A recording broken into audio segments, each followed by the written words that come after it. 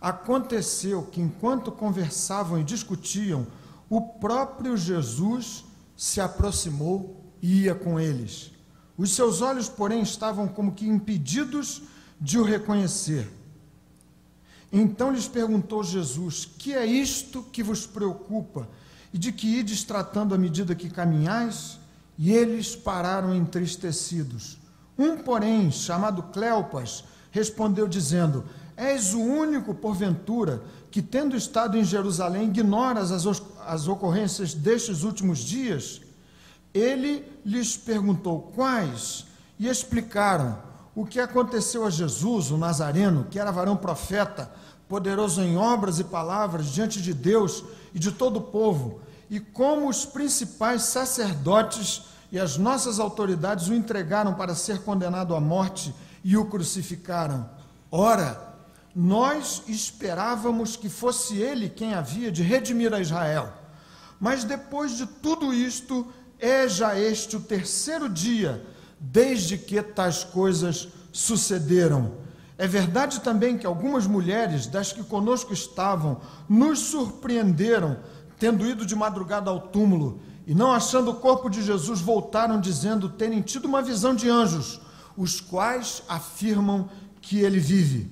De fato, alguns dos nossos foram ao sepulcro e verificaram a exatidão do que disseram as mulheres, mas não o viram. Então lhes disse Jesus: ó nécios e tardos de coração, para crer tudo o que os profetas disseram. Porventura não convinha que o Cristo padecesse e entrasse na sua glória? E começando por Moisés, discorrendo por todos os profetas, expunha-lhes o que a seu respeito constava em todas as Escrituras. Quando se aproximavam da aldeia para onde iam, fez ele menção de passar adiante. Mas eles o constrangeram, dizendo: fica conosco, porque é tarde e o dia já declina. E entrou para ficar com eles. E aconteceu que, quando estavam à mesa, tomando ele o pão, abençoou e, tendo partido, lhes deu. Então se lhes abriram os olhos e o reconheceram, mas ele desapareceu da presença deles. E disseram um ao outro: porventura não nos ardia o coração quando ele pelo caminho nos falava, quando nos expunha as Escrituras? E na mesma hora, levantando-se, voltaram para Jerusalém, onde acharam reunidos os 11 e outros com eles, os quais diziam: o Senhor ressuscitou e já apareceu a Simão. Então os dois contaram o que lhes aconteceram no caminho e como fora por eles reconhecido no partir do pão. Graças a Deus pela bendita e inspirada palavra. Amém. Vocês podem se assentar. Irmãos queridos, esse texto é um texto que, entre muitas aplicações, pode ser visto como uma representação de duas formas alternativas, diametralmente opostas, de se caminhar com Deus.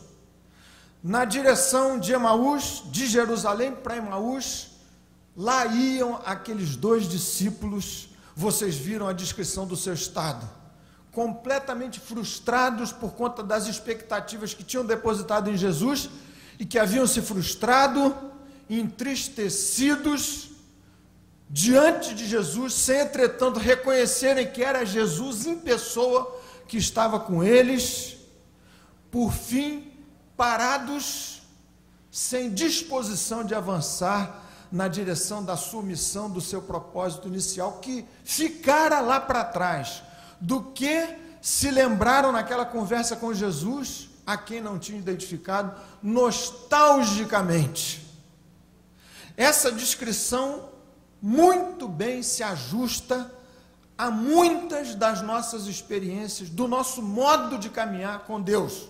Você, na rota, no caminho certo, andando com Jesus, mas da mesma forma, tal como nessa descrição, sem reconhecer que é Jesus, enfim, que está com você, ao seu lado. E lá está Jesus, lembrando-se de algumas coisas portentosas, surpreendentes, incomparáveis que Jesus fez na sua vida, fez com você, coisas essas que ficaram lá para trás.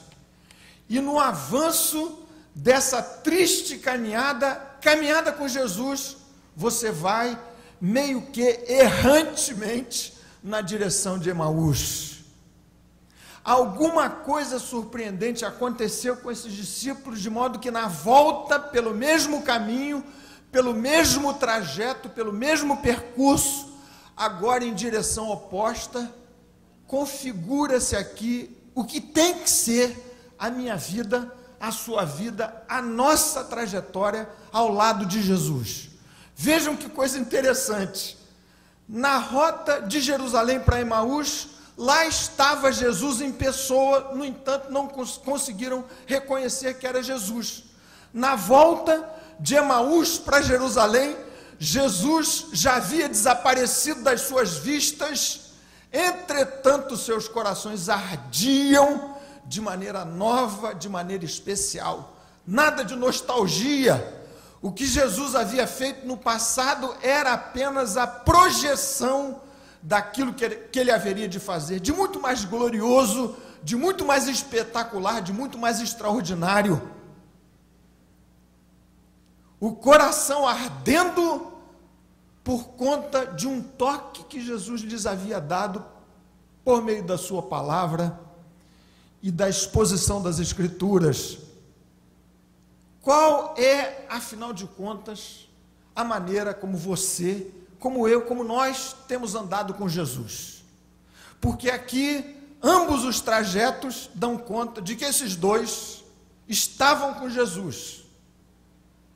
Na primeira alternativa, como acabei de descrever para vocês, sem vida, sem viço, sem graça, sem missão, sem propósito, sem energia, ainda que crentes.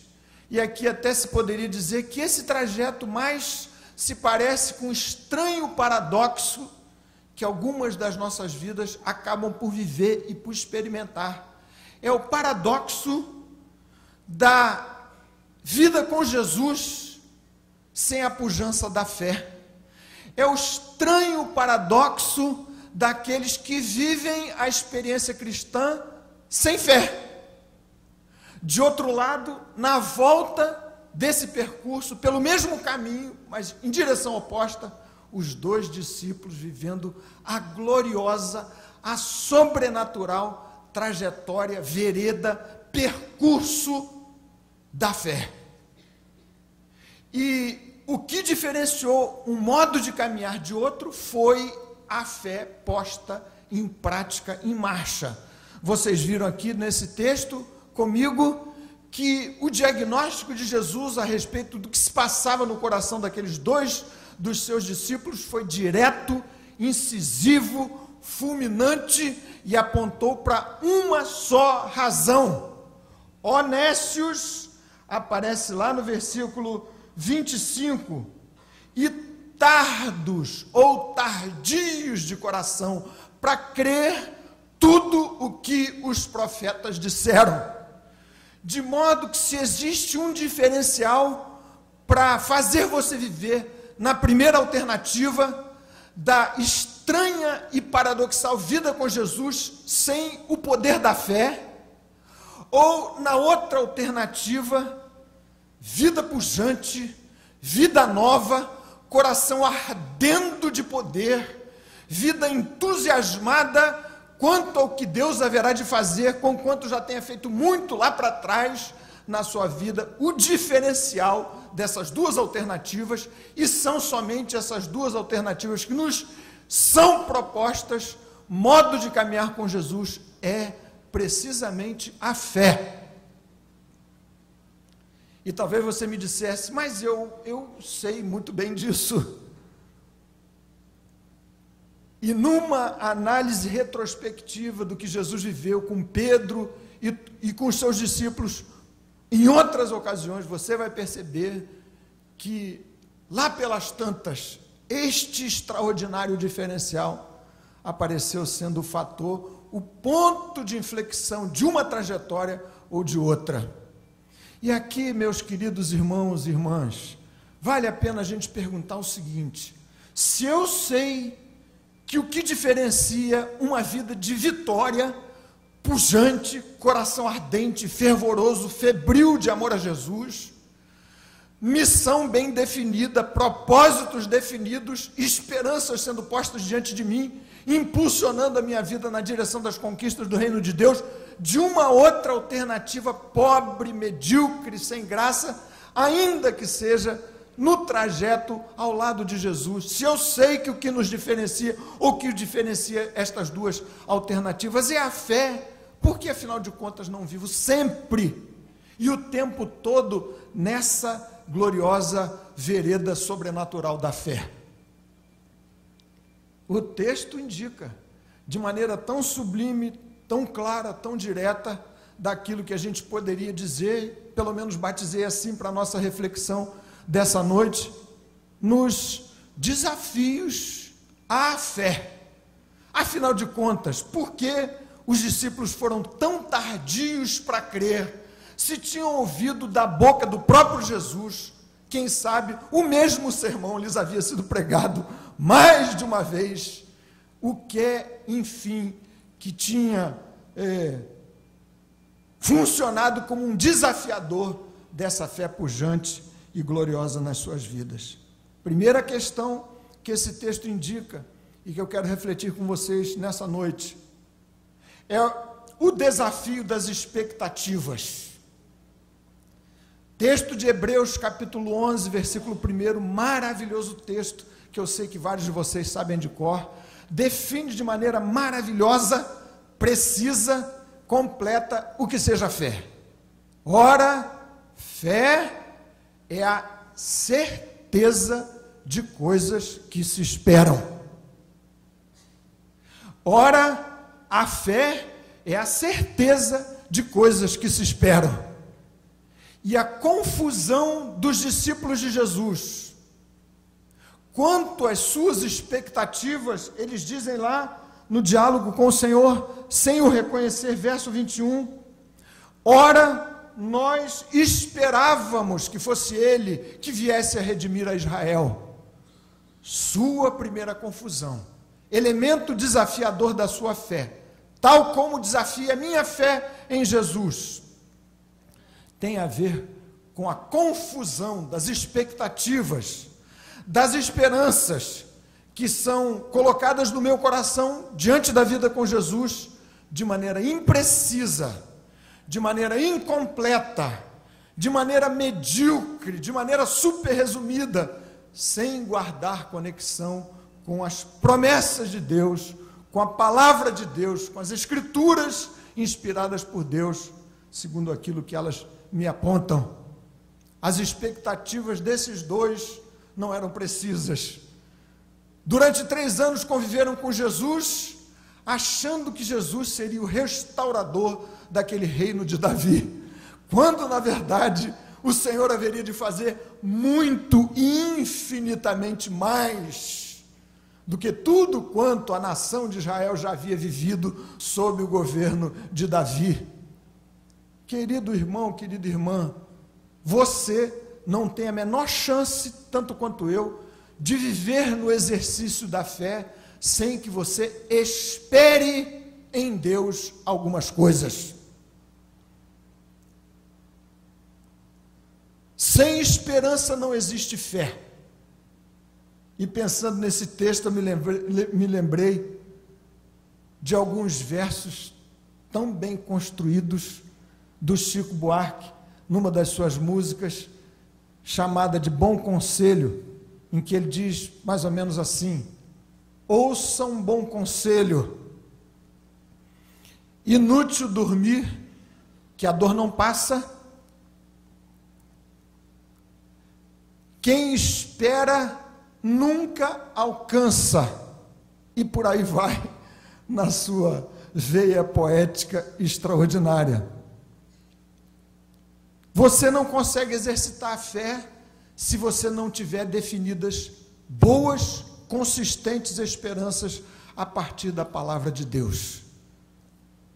o que é que você anda a esperar?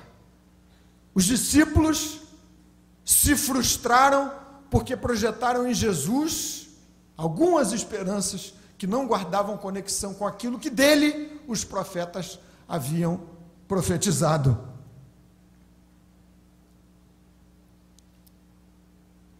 Você vive de muitas esperanças, eu sei disso. Ou não é assim que a nossa vida é embalada? Pequenas esperanças. Não sei se você é como eu sou, mas para falar do miudinho, do dia a dia, da nossa experiência cotidiana, a gente fica trabalhando, esperando ansiosamente um feriado. Mesmo, é uma heresia que eu vou dizer aqui, pastor Josué, mesmo que seja feriado de São Jorge. É ou não é? Que delícia! Quando cai segunda-feira, então, é uma maravilha. Bom para a gente jejuar, para a gente orar, para a gente glorificar Jesus. E o que é que se pode dizer daquelas expectativas quanto às férias? Que delícia! Você esperar as férias. Esses dias, numa conversa com os irmãos aqui, eu não vou dizer quem é, porque isso seria de minha parte uma descortesia, mas eu só vou dar algumas indicações, de modo que eu conto o milagre sem dizer quem é o santo. Trata-se de um presbítero da igreja. São quantos, pastor José? 12. Então passei longe de identificar. Não vou dizer se ele tem muito cabelo, se ele tem pouco cabelo, porque aí já começa a ficar mais fácil. Se o cabelo é grisalho, se não é. Verdade é que estava esse querido irmão presbítero falando do entusiasmo que a sua igualmente querida esposa, superativa aqui na nossa igreja, também não vou dizer quem é, ela tem 3 filhas lindas, são super operosas e tudo, mas ele dizendo que ela gosta demais de planejar viagens. Então, ele sabe o marido, de vez em quando, ele não gosta tanto de planejar, mais ou menos como é o meu caso. Eu gosto muito de viajar, mas gosto de receber o pacote prontinho, tudo certo, tudo já feito, tudo. E ele é mais ou menos parecido, mas ele disse: Theo, eu faço o seguinte, eu lá pelas tantas faço um esforço especial para sentar no computador com a minha esposa, de nome, não preciso dizer quem é o nome, mas sento do lado dela e a gente começa a planejar e tudo, ela se empolga, se entusiasma, e a gente vai colocando lá para frente aquelas esperanças e tudo mais. Com isso, um investimento de alguns poucos minutos, eu ganho 15 dias de crédito. Digo, puxa vida, está devendo a beça em casa, porque ganha 15 dias de crédito só. Você vive dessas pequenas esperanças. E o que é que se pode dizer da cena, da Mega Sena, ou sei lá o que? Essa semana mesmo, cheguei de catamarã, lá no Rio de Janeiro, do meu lado, já cedinho, uma fila enorme, pastor Vanderlei, aquele pessoal botando aquele chorado dinheirinho, na esperança de alguma coisa. Você precisa ter no seu coração esperanças. Mas, obviamente, viver com Jesus é muito mais do que viver à base de pequeninas esperanças, ainda que elas, algumas delas, muito lícitas, tenham o seu lugar, tenham o seu valor, tenham a sua razão de ser. Estes amados discípulos de Jesus perderam-se e se frustraram por projetarem em Jesus e a partir da sua palavra esperanças imprecisas. E havia mais o seguinte, além do conteúdo, do escopo das esperanças que essa gente querida do Senhor Jesus havia projetado de maneira equivocada a partir da sua própria palavra, o modus operandi, a maneira da operação, o modo de operação, as leis das esperanças não lhes havia caído na melhor das compreensões. E tanto eu já tenho aprendido assim, tanto quanto eu tenho aprendido as maneiras de agir, surpreendentes que fazer, proprietário das suas realizações. Para os discípulos, e foi por aqui que Jesus começou a exposição, lhes parecia o maior dos absurdos: vida por meio da morte. não haviam entendido totalmente nada a respeito do que seria o caminho da ressurreição, que passava necessariamente pela crucificação. Se de um lado, frequentemente eu tenho criado para a minha vida um reino e esperanças que não guardam conexão com as Escrituras Sagradas, você se lembra de como Jesus me ensinou a orar? Venha o teu reino, seja feita a tua vontade.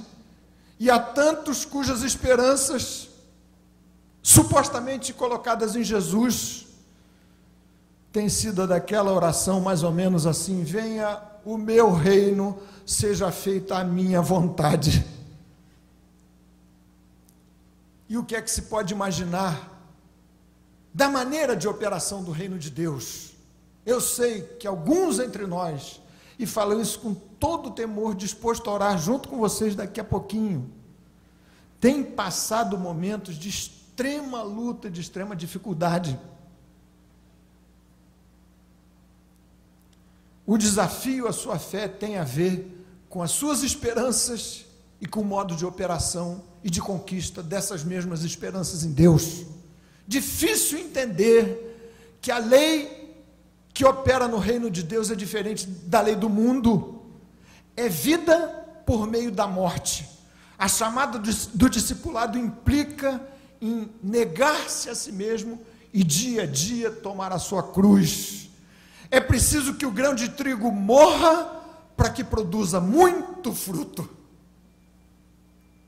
Os discípulos não haviam entendido nada a respeito do que é esperar em Deus e da sua palavra.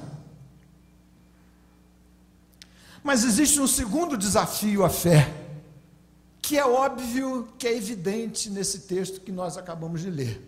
Você pode ter bem postas, as suas esperanças, as suas expectativas em Deus, em Jesus, de Jesus, da sua palavra, mas o segundo desafio, que vai o tempo todo pelejar contra a sua fé, é o que a gente pode chamar aqui, e chamei assim nessa noite, de desafio factual.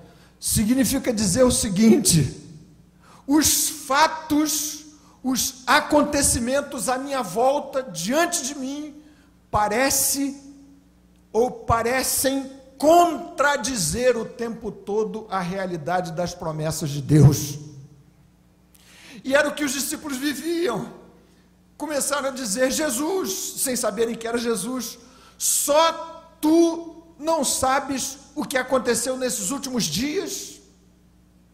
O que fizeram a Jesus? Os fatos estão aqui a desafiar o conteúdo das promessas que dos profetas ouvimos. Qual é o estado, quais são os fatos que cercam a sua, a minha, as nossas vidas hoje, nessa noite? Será que de uma forma ou de outra esses fatos não andam a desafiar a sua fé? Parece que esses fatos não guardam a menor relação com o conteúdo bendito, glorioso, especial, prometido da palavra de Deus. E o escritor aos Hebreus, no mesmo capítulo 11 que acabei de citar, versículo 1, prossegue dizendo: ora, a fé é a certeza de coisas que se esperam, de modo que só é possível viver em fé se eu calibrar minhas esperanças, se eu colocar grandes esperanças diante de mim a partir da palavra de Deus. Mediocridade na projeção das esperanças quanto à minha vida com Deus acaba me frustrando da mesma forma. Isaías capítulo 54, versículo 2, versículo 3, coisa gloriosa: alarga o espaço da tua habitação, estenda-se o toldo da tua morada, alonga as tuas cordas, firma bem as tuas estacas, porque transbordarás para a direita e para a esquerda. E é dessa forma que eu preciso exercitar a cada dia minha fé, crendo a partir das Escrituras que Deus me haverá de alargar os espaços para a glória do seu nome. Mas não só isso, Hebreus, versículo 1 do capítulo 11, prossegue dizendo: fé é certeza de coisas que se esperam, e o que mais? Você se lembra do texto? A convicção de fatos que não se veem. E o que faltou àqueles discípulos, e o que lhes mudou completamente a disposição, o ânimo, o espírito, o coração, a alma, a partir da elucidação das Escrituras por Jesus, na direção da vida deles, foi a complementação daquilo que conseguiam ver: crucificação, violência contra o seu Salvador, com fatos, com realidades que escapavam ao seu ocular físico. O próprio Jesus lá estava ao lado deles, e eles não conseguiam identificar que era Jesus. Eu tenho perdido muitas batalhas, quem sabe você, muitas também. Tenho deixado de usufruir dessa ardência da experiência com Jesus, porque frequentemente sou traído pelos fatos. Sou levado a analisar a vida, a viver a vida, como se ela se resumisse àquilo que enxergam os meus olhos. A fé é a convicção de fatos que não se veem, fatos que escapam ao meu ocular. Vocês desculpem o exemplo, pobre, espero que não seja impróprio, mas há tantas coisas que escapam à nossa visão física.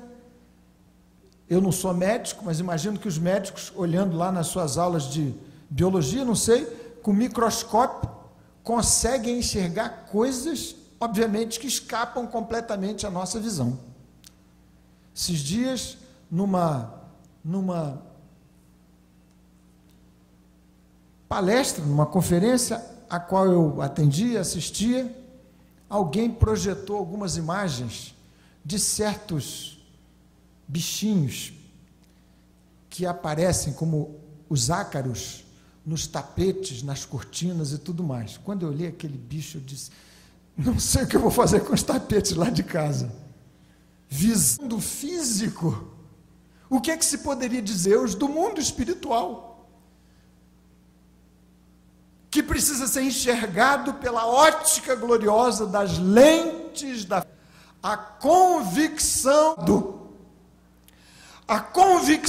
dos mesmos que montam vigília turna ao meio de Jesus. Lá, carta aos Hebreus, capítulo 1, ora, não são os anjos, espíritos ministradores enviados a serviço que hão de herdar a salvação? E vocês, que minha vida, sua vida, nossas vidas seriam muito diferentes se a cada fato visível eu pudesse apor o invisível da operação majestosa do poder de Deus e da intervenção do Espírito Santo na minha vida, trabalhando como que nos bastidores da cena visível da vida. A fé é a convicção de fatos que não se veem.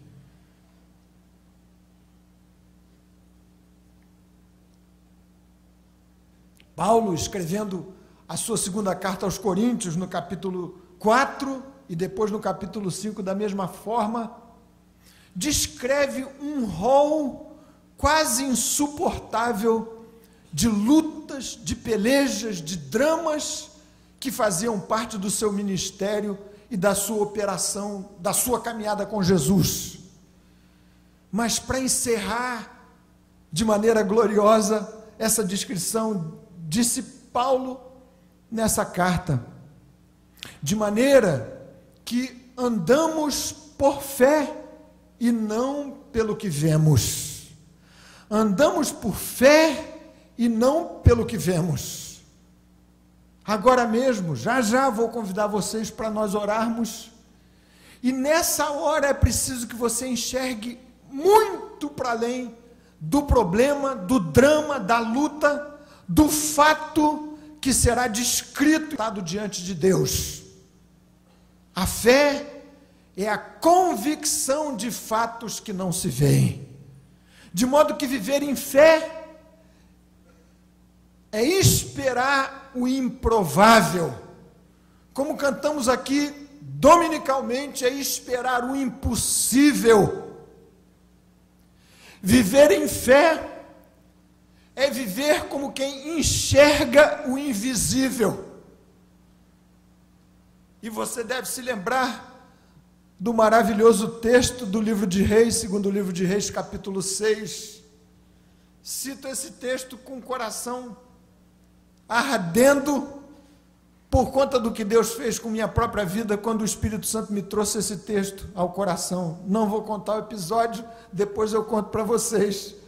Mas lá estava o moço de Eliseu, apavorado, porque o rei Sírio havia mandado carros e cavalos para cercarem o lugar onde morava o profeta Eliseu com seu ajudante de ordens. E de madrugadinha, aquele jovem levantou-se, apavorado, viu que todo o monte estava cercado, e clamou para Eliseu, seu senhor, homem de Deus: ai, meu senhor, o que faremos? E Eliseu disse: não se apavore, porque mais são os que estão conosco do que os que estão com eles. E orou uma singelíssima oração: Senhor, rogo-te que lhe abras os olhos.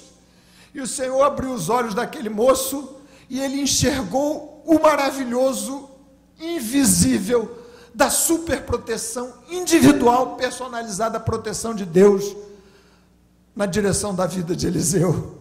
Viu que em volta, não do monte, não da casa onde moravam, não da cidade em que Eliseu habitava, mas em volta de Eliseu em pessoa, havia carros e cavalos da parte de Deus, anjos do Senhor a cercar o homem de Deus Eliseu. E tudo mudou no coração daquele garoto. Já não havia mais medo, porque foi capaz de, pelos olhos da fé, enxergar o invisível. A fé também se é desafiada pelas esperanças mal colocadas, mediocremente estabelecidas, sem lastro nas Escrituras, na palavra de Deus. Se de outro lado, minha fé é desafiada pelos fatos que parecem contradizer o tempo todo o que as esperanças da palavra de Deus colocam diante de mim, diante de vocês. Também a fé é o tempo todo desafiada pelo desafio do tempo, pelo desafio do longo tempo que se interpõe entre a luta, o drama que você enfrenta e a conquista definitiva, completa, de uma vitória, de uma resposta. Viram que disseram os discípulos aqui ao Senhor, sem saber que se tratava de Jesus? Mas depois de tudo isso, é já hoje o terceiro dia. 3 dias se passaram e nada aconteceu. Texto de Provérbios, você conhece, vários de vocês conhecem. Ora, a esperança que se adia faz adoecer o coração. Quem sabe hoje nós vamos orar para que o Espírito Santo conceda o espírito de paciência, capacidade de esperar em fé, até que Deus finalmente complete a sua obra na sua própria vida. Enquanto isso, você precisa fazer como aqueles descritos no próprio texto de Hebreus, capítulo 11. Alguns que viam de longe as promessas de Deus, e de longe saudavam essas promessas de Deus, como fez Abraão, homem de Deus. Romanos capítulo 4, Abraão não levou em conta os fatos, o estado da sua própria vida, da sua esposa, mas pela fé se fortaleceu, dando glória a Deus. E se o tempo lhe parece demorado demais, Deus parece não intervir, você se impacienta, e nesses tempos pós-modernos que a gente está a viver, muito pouca paciência a gente tem. O que é que se pode dizer das novas gerações? É tudo para já, é aqui, é agora. Essa ideia de plantar para colher mais tarde, para alguns parece absolutamente insuportável.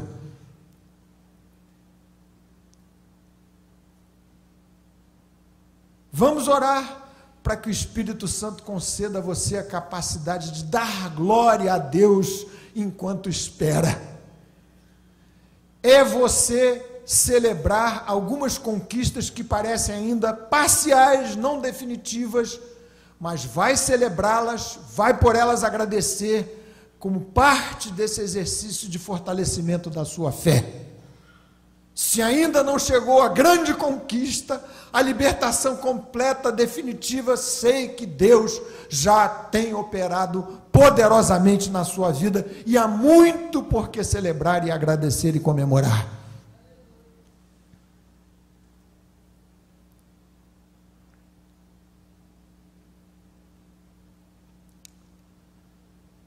O desafio das esperanças mal colocadas, das expectativas imprecisas, o desafio factual, fatos que parecem contradizer aquilo que em Deus eu espero, o desafio do tempo, foram aqui por esses discípulos queridos com Jesus, vencidos, Jesus neles aplicando uma bendita terapia, que você pode registrar para refletir depois com mais calma, e logo vou encerrar para a gente orar. Jesus fortaleceu a fé, potencializou a fé no coração daqueles discípulos por meio da bendita experiência da comunhão.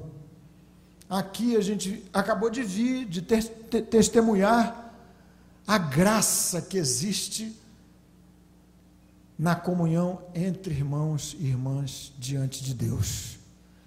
Que maravilhosa bênção, que experiência diferenciada, o partir do pão como símbolo representativo da comunhão no meio do povo de Deus, entre os irmãos, entre as irmãs, é elemento fortalecedor da fé, é nutriente essencial da minha fé, da sua fé no Senhor Jesus. E há inter-relações pessoais entre irmãos que eventualmente não produzem qualquer tipo de fortalecimento da nossa fé. Depende do tom, depende do tema, depende do foco, depende da maneira de se relacionar.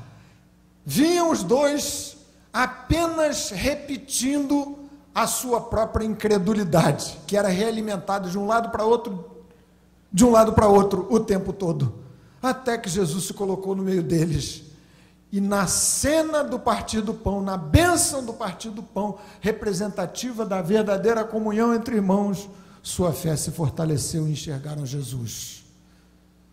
Claro que outro nutriente essencial que a Igreja Betânia tanto valoriza foi a exposição esclarecedora das Escrituras.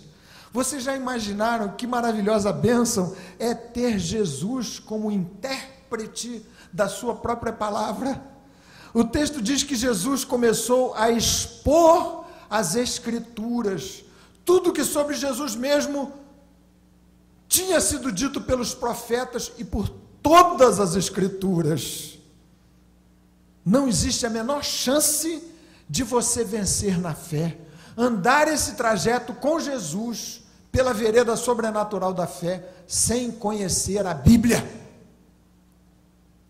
Não existe chance alguma de você ser um vencedor em fé, a menos que você conheça as Escrituras, se alimente das Escrituras, se ajoelhe diante de Deus, lendo as Escrituras, chore sobre as Escrituras, reflita sobre as Escrituras, seja ensinado a respeito das Escrituras, e é o trabalho abençoado da nossa escola bíblica dominical. Hoje, Marcelo, querido, falei aqui com os assistentes da nossa classe, a classe cheinha. Eu disse para eles, olha, vocês estão de parabéns, porque feriadão, chuva forte, e esse pessoal todo aqui assistindo, nossa irmã Eleci estava lá, cheinho, sem mais um lugarzinho, para aquele pessoal ávido por entender, ouvir, absorver a palavra bendita, a palavra de Deus, nutriente essencial da fé. Como me disse há pouco tempo um irmão aqui, sentadinho, depois do culto, ele disse, eu ensino para o meu filho lá em casa, meu filho, um dia sem as Escrituras, sem a leitura da Bíblia, é um dia perdido. E quase que eu disse para ele assim, você radicalizou, hein?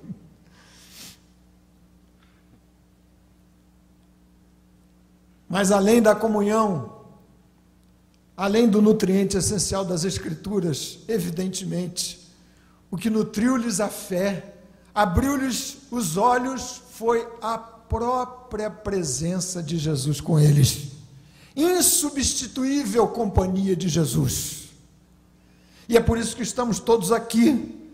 E é assim que a gente canta, só de estar em tua companhia, meu coração já começa a mudar. Como eu quero estar com Jesus, como você deseja estar com Jesus. Eu quero então convidar vocês para uma oração. Gente que eventualmente, caminhando com Jesus, o percurso certo, caminha entretanto no trajeto estranho e paradoxal da baixa credulidade, da incredulidade. Falta ardor, falta pujança, falta alegria, falta propósito, falta vida, falta vigor, falta objetividade, faltam esperanças. Quero chamar vocês aqui, você não precisa se envergonhar não, porque isso pode acontecer e acontece justamente com quem caminha com Jesus, tal como acontecia com aqueles dois. Que é isso que vos preocupa? Disse Jesus a eles. Faltava o diferencial da fé para caminharem na sobrenatural vereda da fé. Talvez os fatos, insistindo em se contrapor à promessa e à palavra de Deus. Talvez o tempo demorado e longo demais. Talvez a necessidade de você entender melhor que a vida com Deus passa pela morte. Pode vir aqui para a gente orar um minutinho. Gente que deseja, como eu desejo tanto, alargar o espaço da sua própria tenda. Se estamos vivendo com Jesus, eu não quero errar nas expectativas. A fé é a certeza de coisas que se esperam. E eu quero esperar o máximo, desejar o máximo, o improvável e o impossível, porque assim e para isso Jesus me chamou. A fé é a convicção de fatos que não se veem. Quero chamar você para a gente orar. Quem sabe como naquele dia Eliseu orou: Senhor, rogo-te que lhe abras os olhos para que veja. Você haverá de viver diferente, sabendo que existe muito mais do que aquilo que alcança o seu ocular. Existe a visão da fé, Deus agindo a seu favor, o Deus que trabalha para aquele que nele espera. Ó bendito Senhor, diante de Ti estão os nossos corações nessa noite.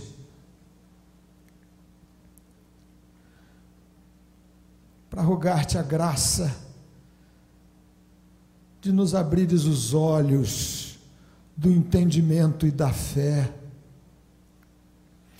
Tantas preocupações, tanto coração inquieto, tanta nostalgia, tanta tristeza indevida no meio do teu povo, da tua gente preciosa e querida. Ó Senhor, faze os nossos corações arderem de amor, de zelo, de alegria, por conta do que o Senhor já tem feito entre nós e haverá de fazer. Dá-nos olhos para enxergarmos essa atividade celestial bendita do Deus Todo-Poderoso nos bastidores da vida. Te suplico que assim tu nos faças ver e viver para o louvor da tua glória. Em nome de Jesus. Amém. Amém. Que Deus a todos nós abençoe poderosa e profundamente. Amém.